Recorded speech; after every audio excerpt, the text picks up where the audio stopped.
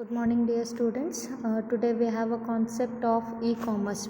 Yesterday we discussed about definition, meaning, and types of e-commerce. Today we check up what are the pros and cons of e-commerce, means benefits and disadvantages, advantages and disadvantages of e-commerce. First we take up advantage part of the e-commerce. First one is no checkout queues. So there is no checkout queues, in the sense you suppose not to stand in a queue, you suppose not to make a order and wait for a long time when you are doing a e-commerce. Okay, so once the order placed, it is going to be processed and it is going to be delivered on time. That advantages you can see in e-commerce. And reduced prices. Why reduced prices? In the sense they'll be having a cost reduction in their transaction itself, where warehousing and transportation, logistics, supply chain, everything is going to be maintained in virtual trading or traditional trading. In a virtual trading, it is quite less. The transactional cost is very less. So and when supply is more and the demand is more, obviously the price is going to be reduced. That advantages we can see in a e-commerce. And next is you can shop anywhere in the world. So there is no boundary limit for making a online purchasing, online shopping and all. If you are having a connectivity to the internet, you can make a purchase or you can make a sale of a good from anywhere in the world. And it is access for 24 hours in a day. There is no time limit also. Whenever you want, you can log in and you can make a shopping in a e-commerce. And next is wide selection to cater for all consumers. So we will be having a varieties of selections over there. It is not designed to only one particular set of customers. They'll be having a set of customers like divided on the basis of age, divided on the basis of professionals, divided on the basis of community, everything they'll be having. So for each and every individual customers, what they are going to wish, all the products are going to be available in a e-commerce facility. So these are all some of the benefits you can see in a e-commerce. So but making a comparison for the traditional marketing, so the facilities are not going to be available. So such facilities can be seen in a e-commerce, where you cannot see in a traditional marketing or traditional shopping. Comparatively less facilities you are going to see. And the next one is disadvantages part of a e-commerce is unable to examine product personally. So this is the major drawback of your e-commerce. You cannot physically touch the product and you cannot physically feel it. Only through photos or testimonials or protocol you are going to see while doing online shopping or internet shopping. It is unable to examine the product, either it is quality of the product, weight of the product, color of the product, you cannot see personally. And next one is not everyone is connected to the internet. This is the another drawback. So where internet accessibility, where internet facilities are not there, these concepts are going to be failure. They cannot depend only on e-commerce. They should be need to be depend on traditional selling and purchasing only. So these benefits are going to be availed only those customers having a internet facilities. And next is there is a possibility of credit card number theft also. As I told you, for making a purchase activity or trading activity using a internet, so you will be using a number of cards. It is not only the credit card, it may be a debit card or some other coupons or benefit given by particular website. There is a chances of hacking, there is a chances of theft of your debit card number, credit card number, chances of misusing, what we call cyber crime. Nowadays it is reduced, but still that fear will be there. And next one is an average only 1/9 of the stock is available on the net. Not much of the products are going to be displayed. Some website, but some website definitely they will be having a varieties of products are going to be displayed. Next is, this is about e-commerce. Next is internet branding. So branding we came to know. So now we are going to check what is internet branding. Also internet branding is also referred as online branding. Also internet branding and online branding is one and the same now, where brand management technique uses the World Wide Web, that is WWW, World Wide Web, as a medium for positioning a brand in a marketplace.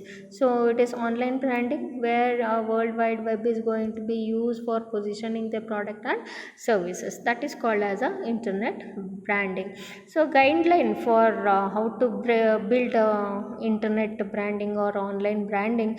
First one is have a unique blog design. So we are going to create your logo, we are going to search for the name of the brand. The same careful step need to be taken to build a online brand also. In that very first is unique blog design you should have.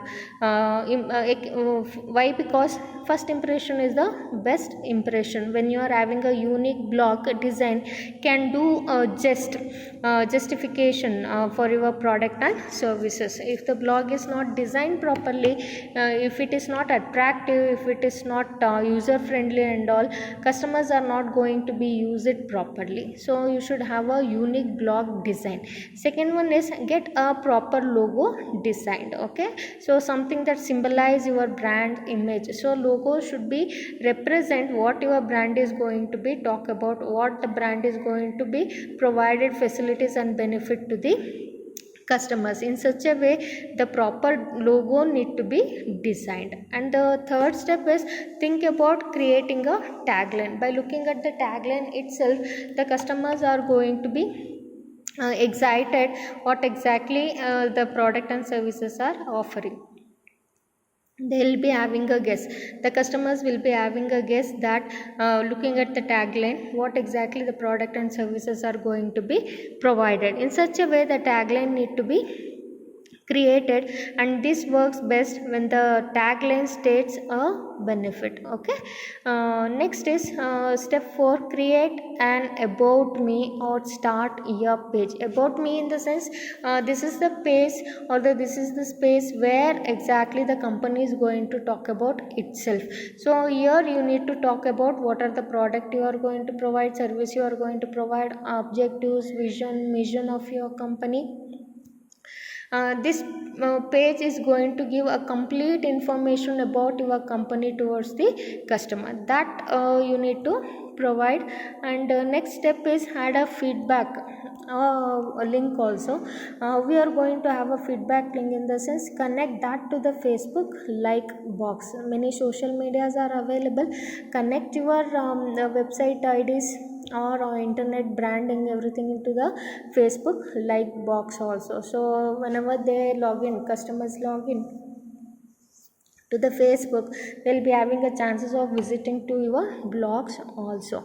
And next is add links to other social media channels, not only Facebook now, link to other social media channels also, and it is going to be flourished. Your blog is going to be flourished. Many people are nowadays very much active in a social media, that makes them to know about the particular products and services. And next is publish online videos and podcasts, so people will be more comfortable in accessing your sites or business. So more videos, online videos, in the sense either it may be a demonstration of a product, usage of a product, and how handling of a product need to be happen, and how customer services as customer care are going to be taken. All these videos are going to be uploaded. By looking at that, one customers may judge that how the products are very qualitative and quantitative to make a purchase in this particular websites. And the next is create unique and compelling content. Content writing in a blogs is having a very important role to play. So by looking at the contents only, majority of the customers are going to be decide either to purchase or not to purchase. It should be very much effective, attractive, informative.